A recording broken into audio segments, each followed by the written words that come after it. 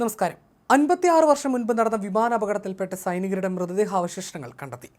3 പേരുടെ മൃതദേഹാവശിഷ്ടങ്ങളാണ് കണ്ടെത്തിയത്. ഇതിൽ ഒരാൾ മലയാളിയാണ്. വിമാനാപകടത്തിൽ മരിച്ച പത്തനംതിട്ട ഇലന്തൂർ സ്വദേശി തോമസ് ചെറിയാന്റെ മൃതദേഹ ഭാഗമാണ് ലഭിച്ചത്. റോഹ്താങ് പാസിലെ വിമാനാപകടത്തിലാണ് തോമസ് ചെറിയാൻ മരിച്ചത്. മരിക്കുമ്പോൾ തോമസ് ചെറിയാന് പ്രായം 22 മാത്രമായിരുന്നു. മഞ്ഞുമലയിൽ നിന്നാണ് ഇദ്ദേഹത്തിന്റെ മൃതദേഹാവശിഷ്ടങ്ങൾ ലഭിച്ചതെന്നാണ് സൈന്യം അറിയിച്ചിരിക്കുന്നത്. വിവരം ആറന്മുള പോലീസിനെ സൈന്യം അറിയിക്കുകയും ചെയ്തിട്ടുണ്ട്. തോമസിന്റെ മൃതദേഹങ്ങൾ കൂടാതെ മറ്റു 2 പേരുടെ മൃതദേഹങ്ങൾ കൂടി കണ്ടെത്തി.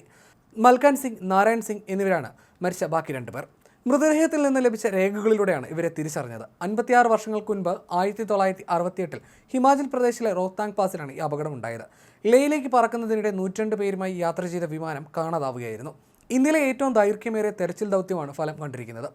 തിരങ്ക മൗണ്ടൻ റെസ്ക്യൂ, സൈന്യത്തിലെ ദോഗ്ര സ്കൗട്ട്സ് എന്നിവർ സംയുക്തമായി നടത്തിയ തിരച്ചിലിനൊടുവിലാണ് മൃതദേഹാവശിഷ്ടങ്ങൾ കണ്ടെത്തിയിരിക്കുന്നത്.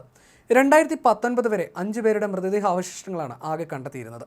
2003 അടൽ ബിഹാരി വാജ്പേയി ഇൻസ്റ്റിറ്റ്യൂട്ട് ഓഫ് മൗണ്ടൈനറിംഗിലെ വിദ്യാർത്ഥികളാണ് അപകടത്തിൽപ്പെട്ട വിമാനത്തിന്റെ അവശിഷ്ടങ്ങൾ ആദ്യമായി കണ്ടെത്തിയത്. ഇതിന്റെ തുടർച്ചയായി നിരവധി തിരച്ചിലുകൾ നടത്തിയിരുന്നു.